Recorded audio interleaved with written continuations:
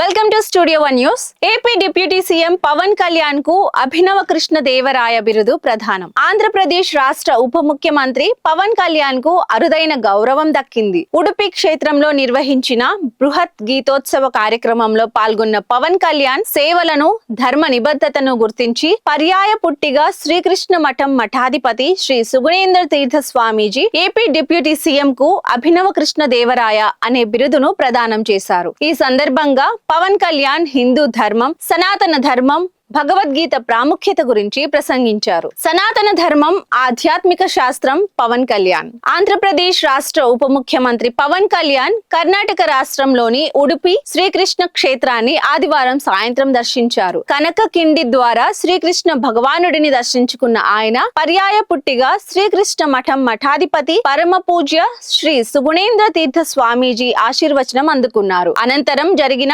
బృహత్ గీతోత్సవ కార్యక్రమంలో ఉప ముఖ్యమంత్రి పాల్గొన్నారు. ఈ సందర్భంగా పరమ పూజ్య శ్రీ సుగుణేంద్ర తీర్థ స్వామీజీ ఆయనకు అభినవ శ్రీకృష్ణ దేవరాయ అనే బిరుదును ప్రదానం చేశారు. ఈ కార్యక్రమంలో టిటిడి బోర్డు సభ్యులు బి ఆనంద్ సాయి కూడా పాల్గొన్నారు. ధర్మ పరిరక్షణ, భవిష్యత్ సవాళ్లు సభను ఉద్దేశించి పవన్ కళ్యాణ్ ప్రసంగిస్తూ సనాతన ధర్మం ఎప్పటికీ మూఢనమ్మకానికి ప్రతీక కాదని, అది ఆధ్యాత్మిక జ్ఞానాన్ని శాస్త్రీయ రూపంలో మానవ జాతికి అందించిన మార్గదర్శి అని స్పష్టం చేశారు. ఇతరులు మన ధర్మం మీద దాడులు చేస్తున్నారని అనడం కంటే ముందు మనం మన ధర్మాన్ని పరిరక్షించుకోవాలని, ఇతరులు మనపై దాడి చేయకుండా గళమెత్తాలని పిలుపునిచ్చారు. తమిళనాడులో మన ధర్మాన్ని మనం అనుసరించడం కోసం న్యాయ పోరాటాలు చేయాల్సి వచ్చిందని గుర్తు చేస్తూ భవిష్యత్తులో ఇలాంటివి జరగకుండా ప్రతి హిందువులో చైతన్యం రావాల్సిన అవసరం ఉందని ఉద్ఘాటించారు. పుట్టిగే మఠం చేస్తోంది కేవలం ఆధ్యాత్మిక ప్రక్రియ మాత్రమే కాదని, అది సాంస్కృతిక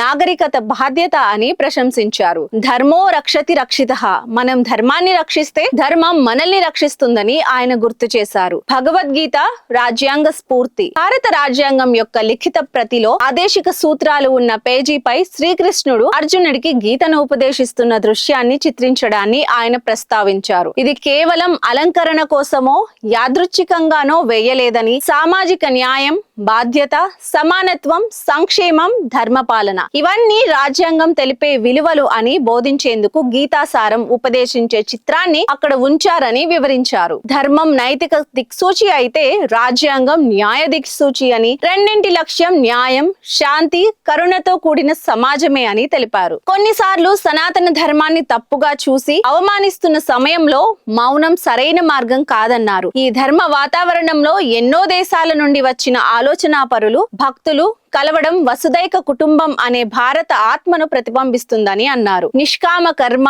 యువతకు సందేశం. పవన్ కళ్యాణ్ మాట్లాడుతూ భగవద్గీత నాకు నిష్కామ కర్మ నేర్పింది అన్నారు. మంత్రిగా తన కర్తవ్యాన్ని నిజాయితీగా చేస్తానని, ఓట్లు వస్తాయా రావా అనేది రెండో విషయం అన్నారు. సత్యం పక్షాన నిలబడాలి, ఒంటరిగా నిలబడాల్సి వచ్చినా సరే అని గీత చెప్పిందని తెలిపారు. ఆంధ్రప్రదేశ్ ఎన్నికలకు ముందు కురుక్షేత్రంలో అర్జునుడి తరహాలో తనలోనూ అనేక సంశయాలు నెలకొన్నప్పుడు భగవద్గీతను స్మరించుకొని వ్యక్తిగత లాభం కంటే రాష్ట్ర ప్రయోజనం ప్రధానమని భావించి 21 సీట్లకు మాత్రమే పోటీ చేయాలని నిర్ణయం తీసుకున్నట్లు చెప్పారు. తాను ఈ రోజు ఇక్కడికి ఉప ముఖ్యమంత్రిగా కాకుండా ధర్మాన్వేషిగా ఈ సభకు వచ్చానని తెలిపారు. భగవద్గీత ప్రాంతాలకు, మతాలకు ఉద్దేశించిన గ్రంథం కాదని, అది మనోధైర్యం ఇచ్చే గురువు నిర్దేశించే దిక్సూచి అని తెలిపారు. యువత భగవద్గీతను పెద్దవాళ్లు చదివాక ఎర్రబట్టలో కట్టి పూజ గదిలో ఉంచే గ్రంథంగా కాకుండా, మనసు కుంగితే చక్కటి సలహా ఇచ్చే కౌన్సిలర్ గా, అయోమయంలో ఉంటే